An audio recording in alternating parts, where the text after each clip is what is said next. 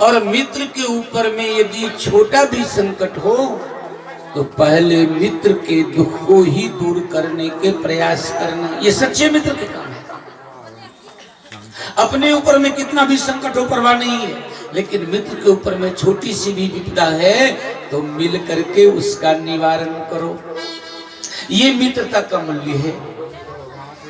ऐसे मित्र नहीं कि आगे कह मृदु वचन बनाई, पाछे अनहित मन कुटिलाई। आगे मिला तो हाँ हाँ हाँ बहुत बढ़िया है, बहुत अच्छे हैं, जी में जी मिलाते हैं। अब पीछे हुए क्या रहेगा, बड़ा बड़ा क्या बात। जिनके चरित्र, जिनके चाल सांप के जैसे टेढ़ा हो। सर्प को कभी सीधे चलते देखा है? सर्प कभी सीधे नहीं चलता है, ऐसे ऐसे चलता है।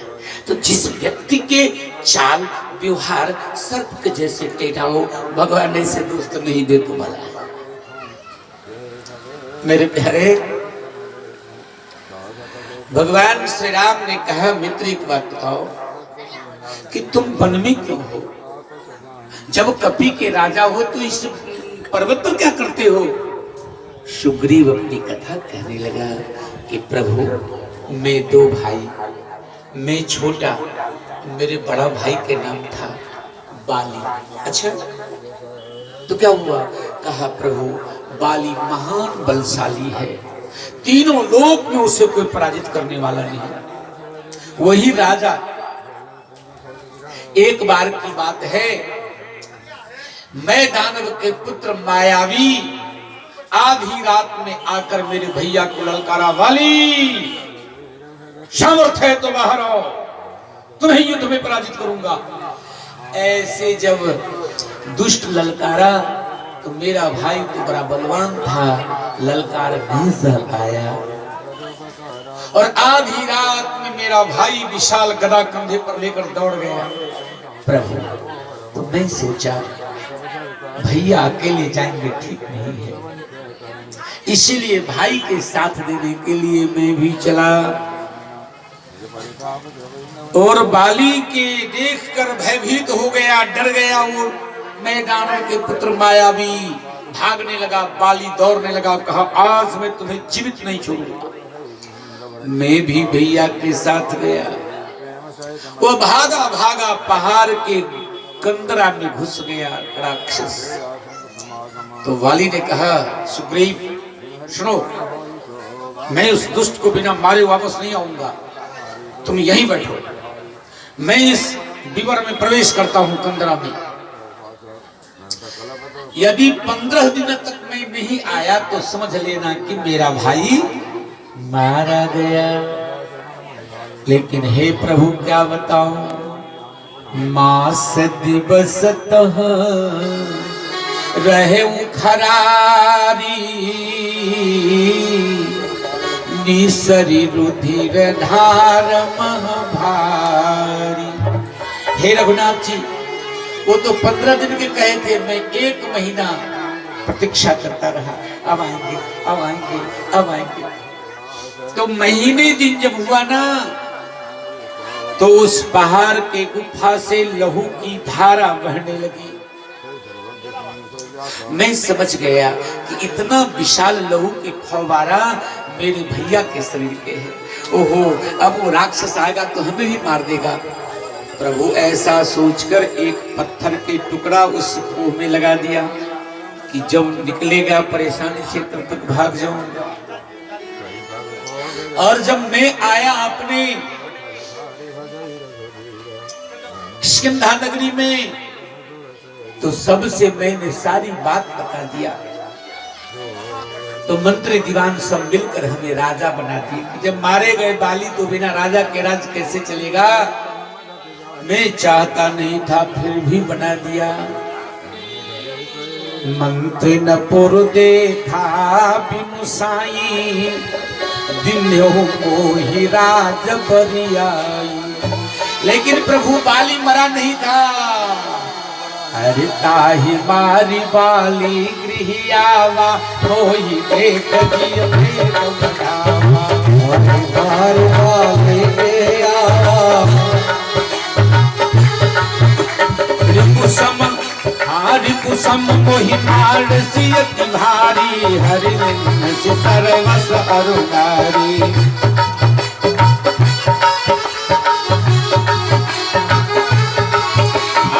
आते रघुवीर कृपाला सकल भुवन में फिरत कियारा।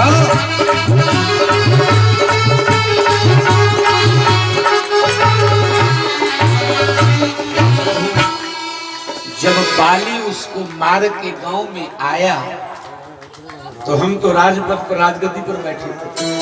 बाली जो हमें राजा बना बैठा देखा तो उनके मन में भेद हो गया। ओहो, पहाड़ के टुकड़ा गुफा में क्यों लगाया था?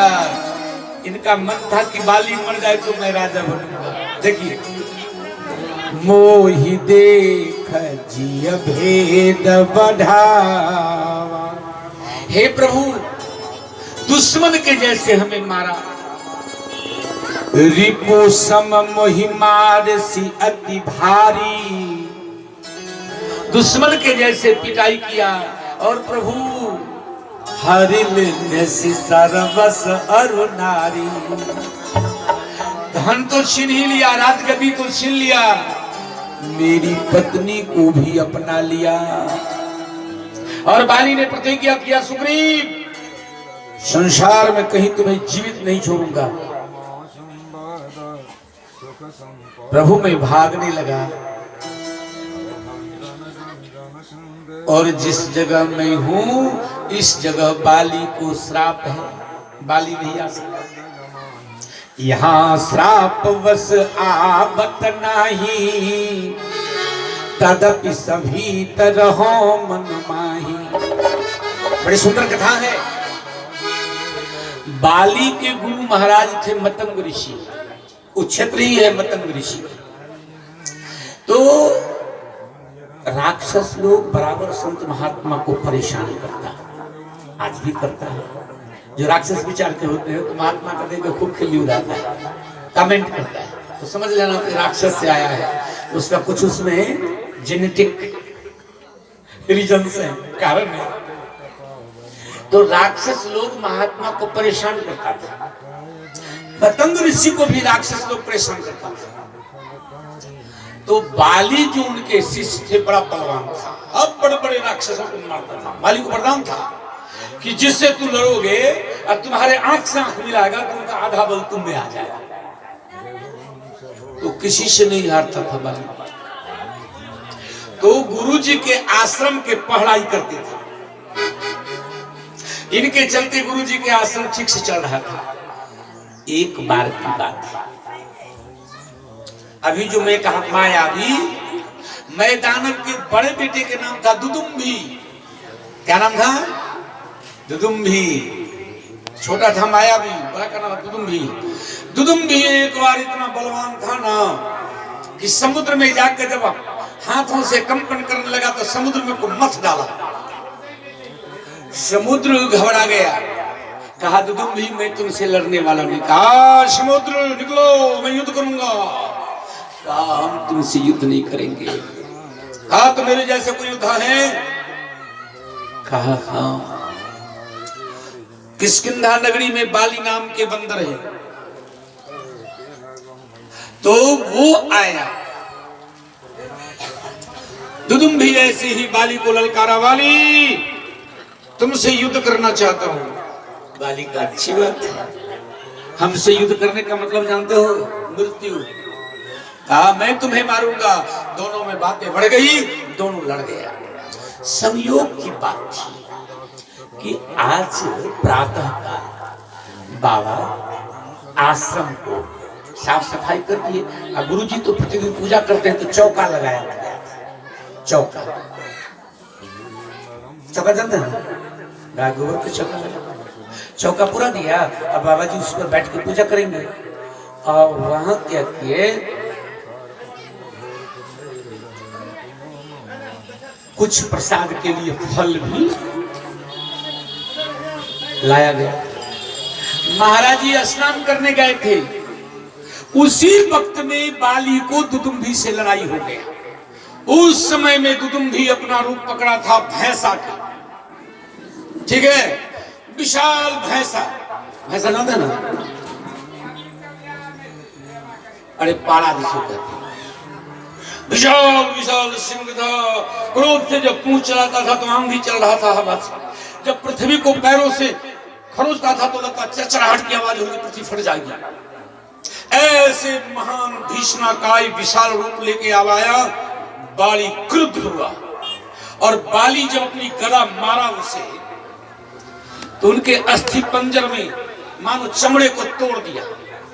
और जैसे बच्चे फुटबॉल को पैर से मारता है तो उड़ता है ना, वैसे उनकी गदा के चोट से आंधी के जैसे उड़ा, ऊपर होके जो उड़ा भागा जा रहा था। अब वो तो फूट गया था, शरीर छिद हो गया था, लहू की वर्षा होती जा रही थी। सो बाबा के आश्रम में जो चौका किया गया था, फल जो रखा था उस पर लहू, बाबा